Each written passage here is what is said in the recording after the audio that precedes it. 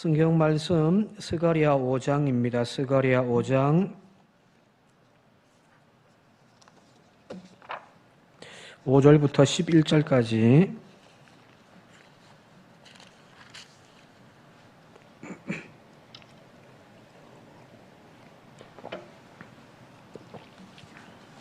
스가랴 5장 5절에서 11절까지 한 절씩 교독합니다. 내게 말하던 천사가 나와서 내게 이르되 너는 눈을 들어 나오는 이것이 무엇인가 보라 하기로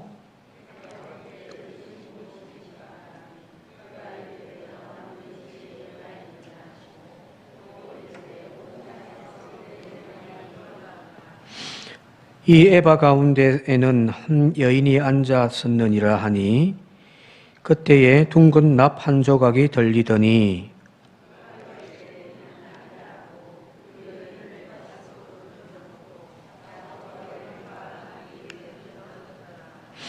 내가 또 눈을 들어본즉 두 여인이 나오는데 학의 날개 같은 날개가 있고 그 날개에 바람이 있더라.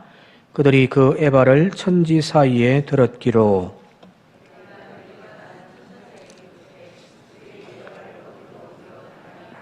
함께 읽겠습니다. 그가 내게 이르되 땅으로 가서 그것을 위하여 집을 세우려 함이니라. 준공되면 그것이 제 처소에 머물게 되리라 하더라. 아멘.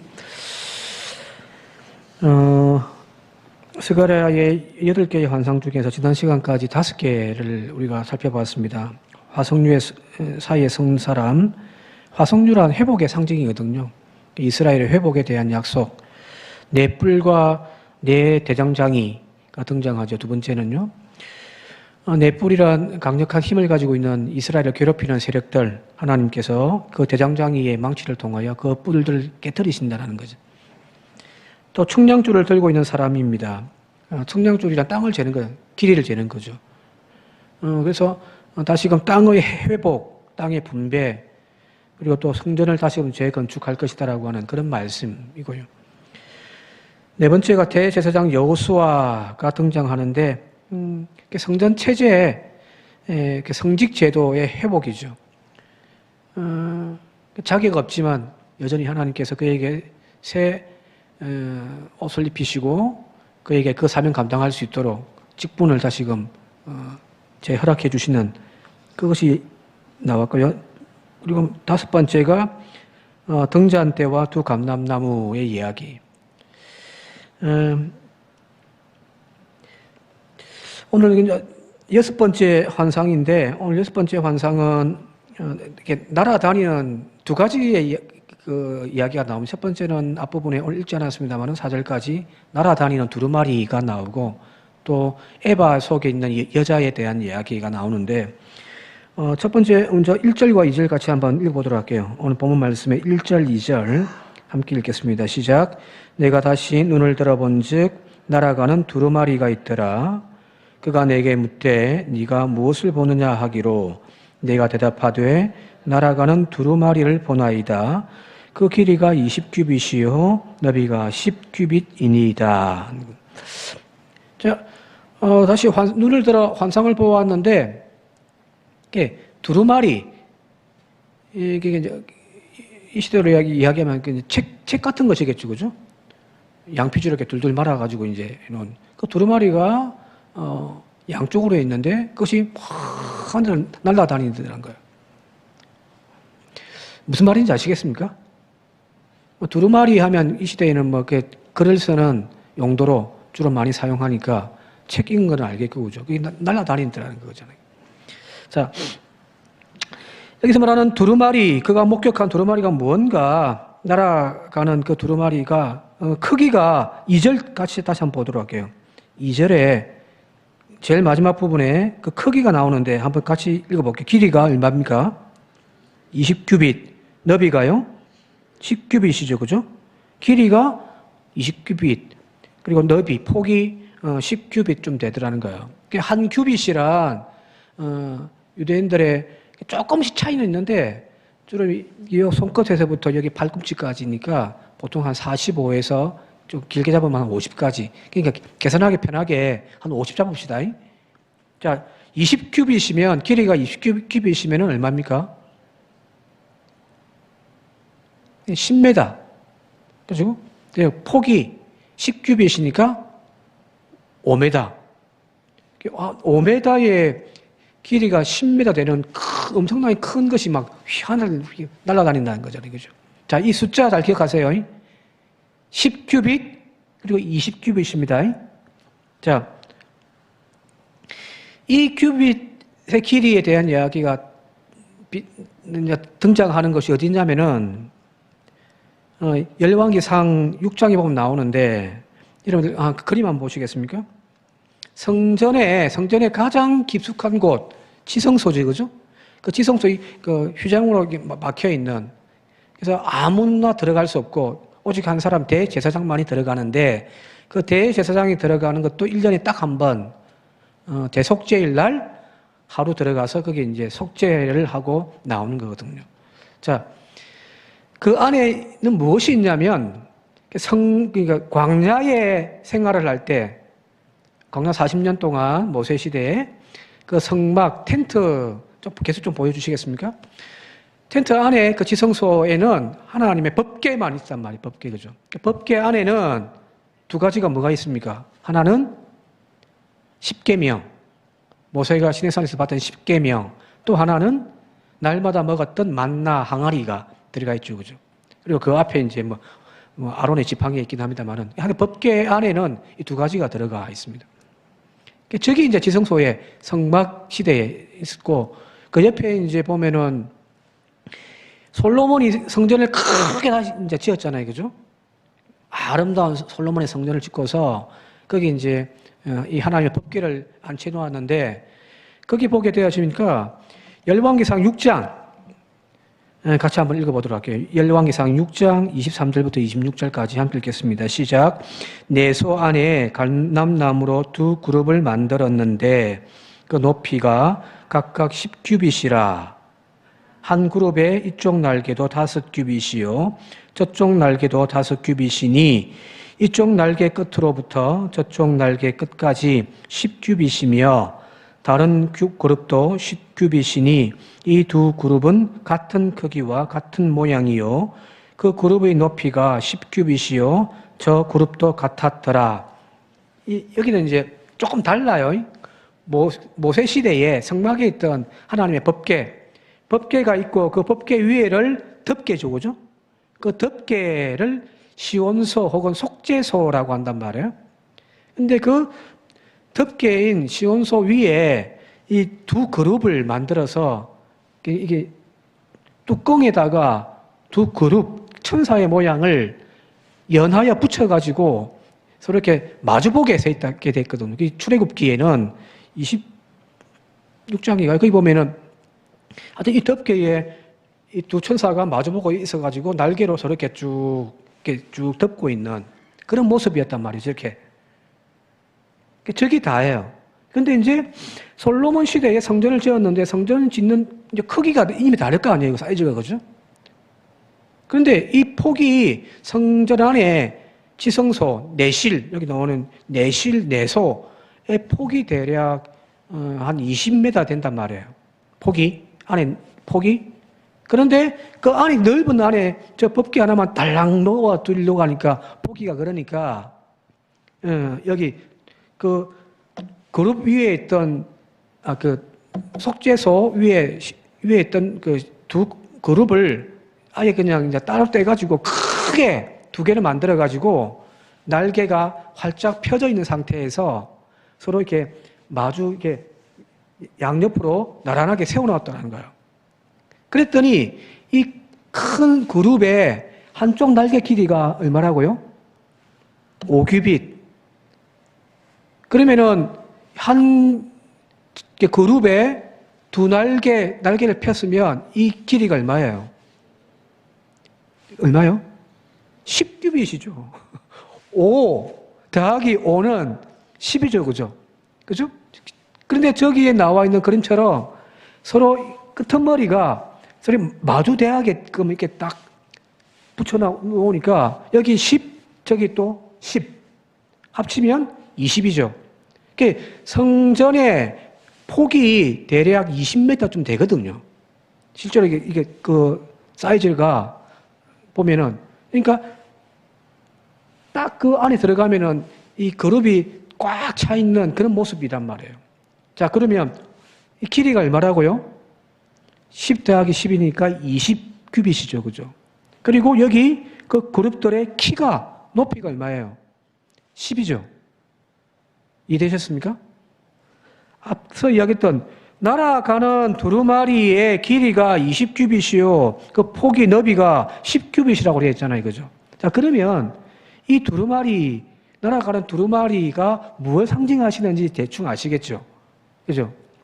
법궤 위에 있는 두 그룹의 그 형상, 그 형상을 지금 가지고 있더라는 거거든요. 자, 그럼 물어볼게요. 이 법궤 위에 이 두 그룹이 있고, 그게 이제 덮개란 말이에요. 이 시온소, 속죄소라고 하는 뜻, 히브리 말의 뜻이 덮다라는 그런 뜻이거든요. 속죄한다. 하나님 우리에 속죄한다. 왜 속죄소라고 했을까? 그 덮개라고 하지. 이 히브리 말이 덮다. 우리의 허물을, 죄를 덮어준다. 이런 뜻으로 해가지고 속죄소가 되어진 거예요. 자, 그러면 그 덮개 아래에 있는 상자 안에 뭐가 있다고 했습니까? 만나와 십계명이 두 돌판이 그 안에 있다고 했잖아요. 그죠? 그죠? 자, 그러면 이 날아가는 두루마리의 그 상징적인 의미는 무엇이냐면은 바로 하나님의 그 법계 그 자체, 하나를 통으로 한다고 한다면은 그 자체가 지금 날아다니는 것으로 해석할 수가 있다는 거예요. 왜 그러냐면, 자, 스가랴 5장 3절 4절 같이 한번 읽어볼게요. 스가랴 5장 3절 4절 같이 한번 읽겠습니다. 시작. 그가 내게 이르되 이는 온 땅 위에 내리는 저주라. 도둑질하는 자는 이쪽 글대로 끊어지고 맹세하는 자는 저쪽 글대로 끊어지리라 하니 4절. 만군의 여호와께서 이르시되 내가 이것을 보냈나니 도둑의 집에도 들어가며 내 이름을 가리켜 내 맹세하는 자의 집에도 들어가서 그의 집에 머물며 그 집을 나무와 돌과 아울러 사르리라 하셨느니라 하니라 하는 겁니다. 이 두루마리에 대하여서 풀이를 해주는데 3절과 4절 보게 되어지니까 3절을 제가 세번역으로 읽어드릴게요. 세번역으로 읽으면 좀 이 이야기가 조금 이해가 됩니다. 그는 나에게 이렇게 말하였다. 이것은 온 땅 위에 내릴 저주다. 두루마리의 한쪽에는 도둑질하는 자가 모두 땅 위에서 말끔히 없어진다고 쓰여 있고, 두루마리 다른 쪽에는 거짓으로 맹세하는 자가 모두 땅 위에서 말끔히 없어진다고 쓰여 있다라는 거예요. 자, 이 이야기는 무슨 말이에요? 이게 십계명의 이야기라는 거예요. 그죠? 도둑질 하지 말라. 내 이름을 망령되이 일컫지 말라. 그걸 지키지 아니하면 하나님께서 벌하신다. 그게 바로 십계명의 내용들이잖아요. 그죠? 즉 이것은 지금까지 하나님의 십계명, 율법의 핵심은 십계명인 거예요. 십계명이라고 하는 큰 태제에 대하여서 그걸 이제 구체적으로 풀이한 것이 이제 뭐 레위기서라든지 민수기에 나오는 여러 이제 법령들이거든요. 그게 율법이란 말이에요. 자, 그런데 지금까지 이 하나님의 십계명, 하나님의 돌판 자체가 사람들이 존중히 여기고 그 말씀을 대하여서 실천하며 사는 삶을 살아왔던가? 그렇지 않단 말이에요. 완전 무시해버렸죠. 안식일? 아이고, 그거 여시나 바꿔 먹어라. 내 형편대로, 내 상황대로 살아. 다른 사람의 아픔을 치유하고 있고 함께하는 것이 아니라 약한 자들 짓밟아버리고 그들 착취하는 그런 세상. 말 그대로 십계명에 그 모든 정신들이 다 무시되어지는 세상이었단 말이에요. 그죠? 마치 하나님은 침묵하고 계신 것처럼 보여지고요. 하박국이 탄식하면서 했던 말, 하나님의 율법이 해이해지고 세상의 불의와 공의가 무너져버린 불의와 불공정이 판을 치는 세상이 되어져 버린 거죠. 그죠? 하나님의 말씀 기준이 사라져 버리니까 다들 그거 무시해 버리니까 자기 욕심대로 자기 욕망대로 쫓아가는 그런 세상 되어진 거죠. 자, 그런데 이런 세상 가운데 십계명을 의미하는 그 두루마리가 이제 막 날아다닌단 말이에요. 그리고 거기에 적혀 있는 말씀들이 그렇게 도둑질하고 하나님의 이름을 망령되이 맹세하는 자들에 대해서 하나님이 그들을 심판하시겠다라고 하는 말씀은 무슨 말인가요? 하나님의 말씀이 다시금 우리의 삶의 기준으로 세워질 것이다라고 하는 그런 하나님의 선언인 거죠. 그죠? 이해되셨습니까? 뭐 두루마리가 날아다니는데 그 상징의 의미가 바로 그런 거라는 거예요. 지금까지는 하나님의 법궤는 완전 사라져버려요. 성전이 허물어지면서 하나님의 법궤는 사라져버려요. 십계명 어디 갔는지는 뭔지 알 수가 없죠. 그죠? 그러나 그들의 삶 속에서 그들의 마음 속에 다시금 하나님의 말씀을 부여잡고 말씀으로 돌아가자라고 하는 그 운동이 바벨론 포로기 시간 동안 회복되어짐을 통하여 하나님 말씀이 다시금 회복되어져 가는 공동체, 그것이 바로 스가랴 시대의 포로에서 돌아온 사람들 그 공동체의 모습이더란 거거든요. 가끔도 우리도 그렇게 생각하고 있지는 않은가 모르겠습니다. 마치 하나님의 말씀이 무의미하고 무기력한 것처럼 생각될 때도 있습니다. 특히 목사님들이 그런 이야기들 많이 하잖아요. 설교를 아무리 준비해가지고 이야기를 해도 교인들 안 배납디다. 그죠?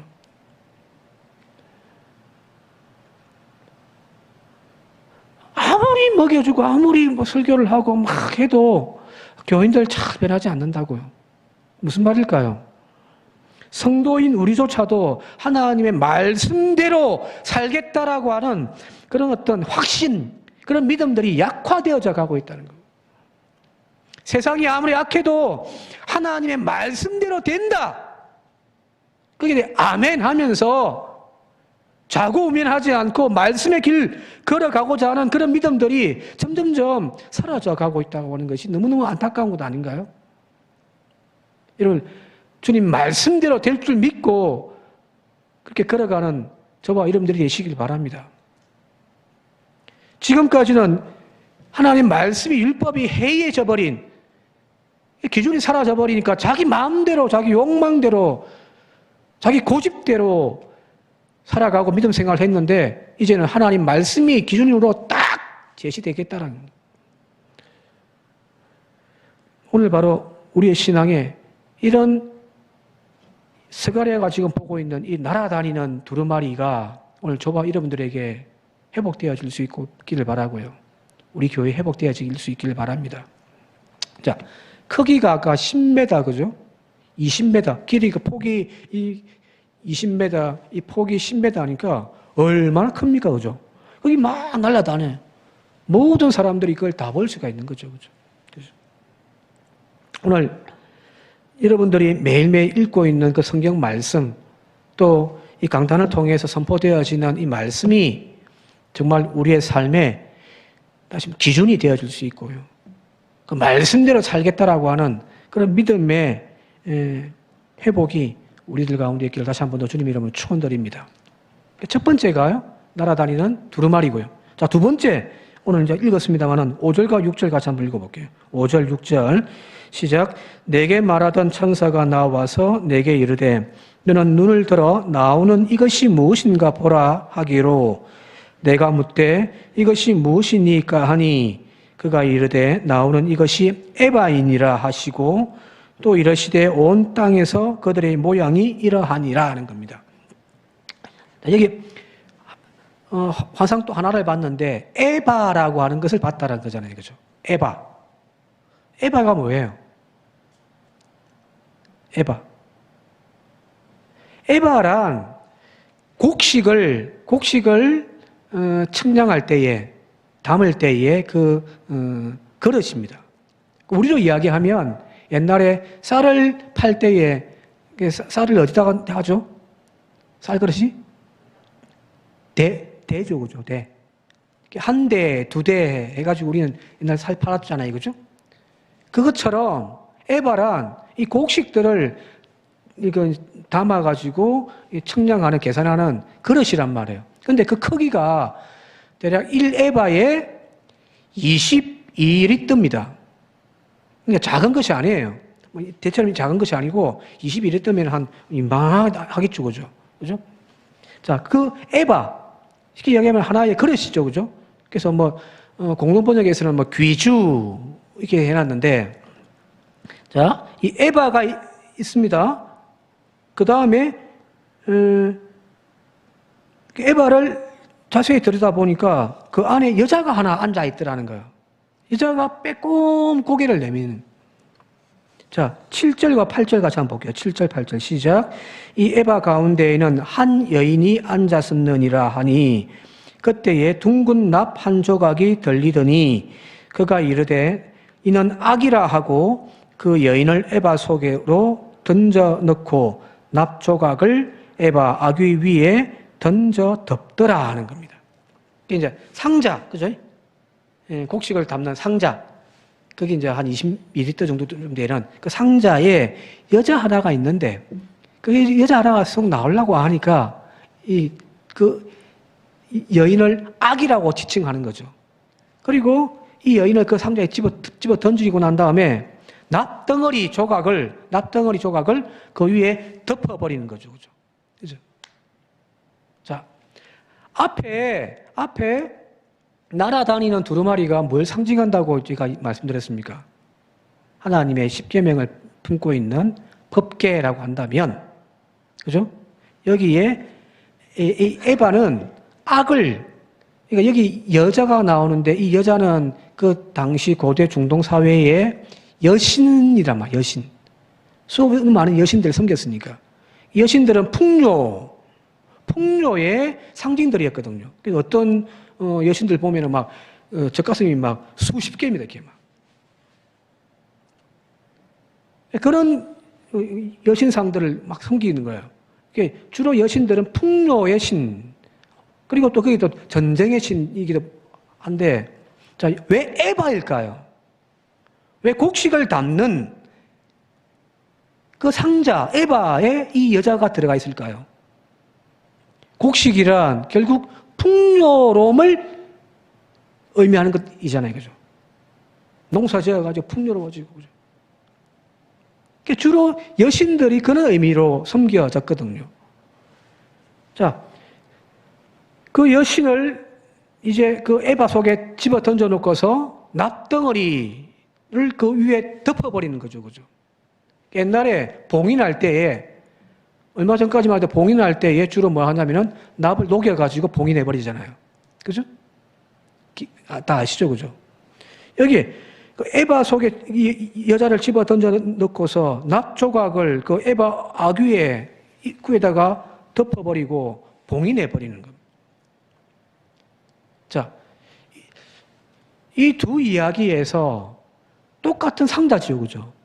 하나는 하나님의 십계명을 말씀을 담고 있는 법궤가 있고, 크기도 아마 좀 비슷할 것 같아요. 하나는 그 당시에 사람들이 막 숭배하고 우상 숭배하던 그 여신이 들어가 있는 에바, 그들이 약속하는 풍요로움 세상, 그 에바가 두 가지가 이렇게 지금 비교가 되고 있잖아요. 그죠? 에바와 법궤, 에바 안에는 세상 사람들이 우상 숭배하고 있는 악이 들어가 있고요. 법궤 안에는 누가 들어가 있습니까? 하나님의 의지, 하나님의 뜻이 들어가 있잖아요. 에바가 우리에게 약속하는 것은 뭐냐면은 무엇을 먹을까, 무엇을 마실까, 뭘 입을까에 대한 세상적인 풍요로움을 약속하지만 하나님은 우리에게 뭘 약속하십니까? 생명의 길을 약속하는 거거든요.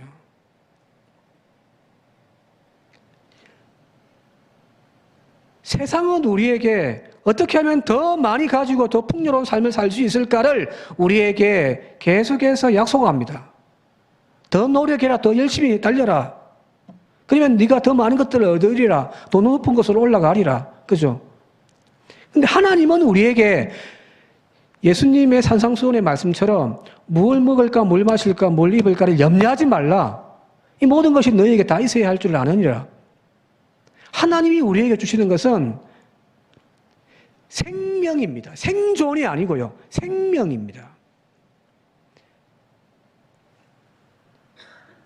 또 한 가지, 여기 에바에는 납덩어리로 덮어버리죠. 그죠? 덮는다라는 의미에서는 똑같아요. 법궤와 그 시온소에. 그런데 여기에는 납덩어리로 봉인해버리죠. 그죠? 덮어서 봉인해버립니다. 악이 더 이상 올라오지 못하도록. 근데 하나님의 법궤는요, 그 위에 그룹이 있어서 날개를 쫙 펴고 있고, 그죠? 그리고 여기 아까 봤듯이 막 날아다닌단 말이에요. 무슨 말일까요? 세상의 가치, 그 우상을, 여신을, 풍요를 쫓아가는 삶은 결국에는 죄의 종이 되는 겁니다.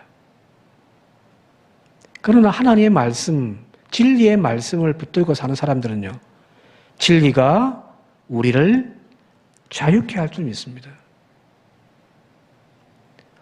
자, 똑같은 상자예요. 크기도 아마 비슷할 거예요.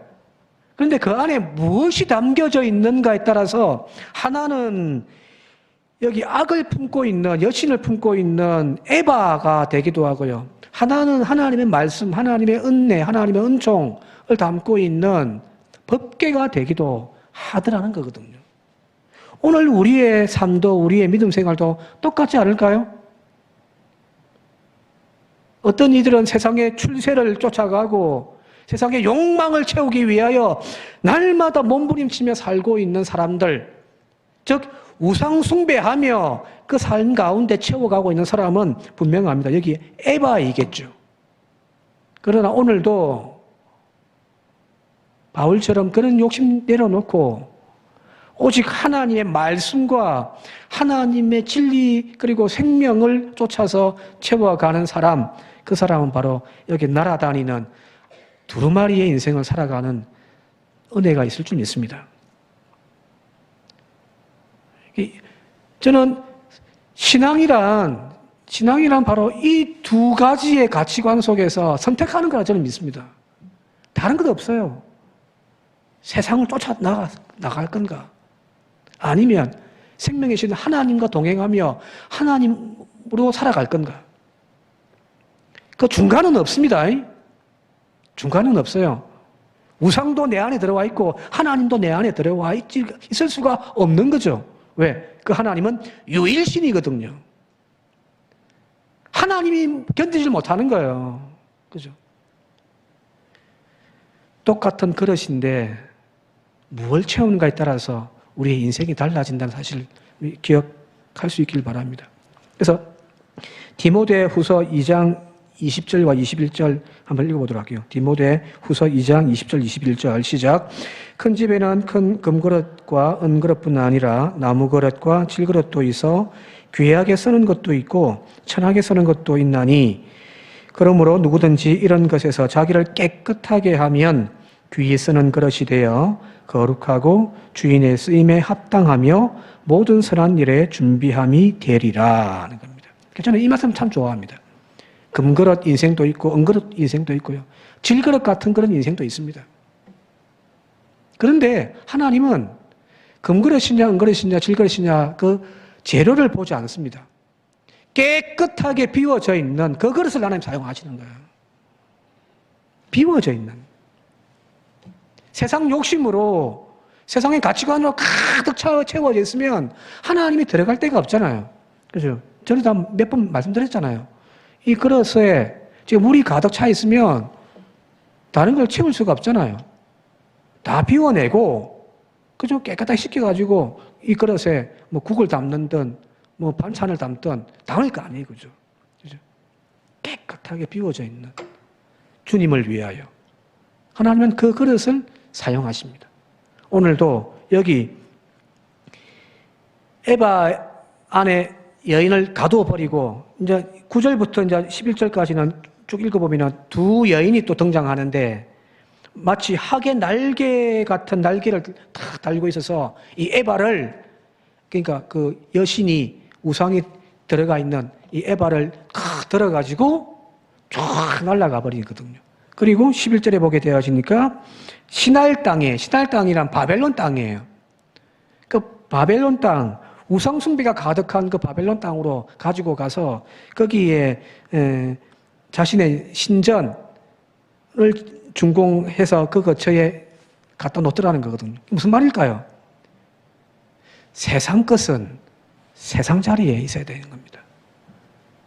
하나님의 백성들, 하나님의 자녀의 삶 속에 세상에 들어와 있을 수는 없는 거예요. 악한 것들이 오늘 교회 안에 들어와 있으면 안 되는 거잖아요. 그걸 집어넣고서 저 세상 가운데로 던져버리라는 이야기입니다. 그리고 다시금 앞서 처음으로 돌아가면 하나님의 말씀이 우리 안에 다시금 살아서 움직이고 그 말씀으로 채워가는 그런 성도, 그런 교회, 지금 그 환상을 스가랴에게 보여주고 있다는 거거든요. 오늘 우리 교회에 저와 여러분들에게 이 환상이 우리의 현실이 되어질 수 있기를 주님의 이름으로 축원드립니다. 함께 기도드리겠습니다. 고마우신 아버지 하나님, 똑같은 나무 그릇에 무엇을 담는가에 따라 그것이 법궤가 되기도 하고 그것이 우상의 에바의 그릇이 되어질 수도 있음을 저희들 깨닫게 하옵소서. 지금 내 안에는 무엇이 들어와 있는지 오늘 말씀을 통하여 우리 스스로를 발견하고 또한 비춰볼 수 있는 시간이 되기를 원합니다. 혹 우리 안에도 에바 속에 들어가 있는 그 여자가 우리 안에 가득 채워져 있지는 않는지 하나님의 능력과 권세로 나부로 봉인하고 다시금 세상 가운데로 던져버릴 수 있는 그 믿음의 결단이 우리들 가운데 있게 하옵소서. 다시금 우리 교회에 우리의 신앙생활에 하나님의 말씀으로만 채워가는 저희들이 되게 하옵소서. 예수님 이름으로 간절히 기도드리옵나이다. 아멘.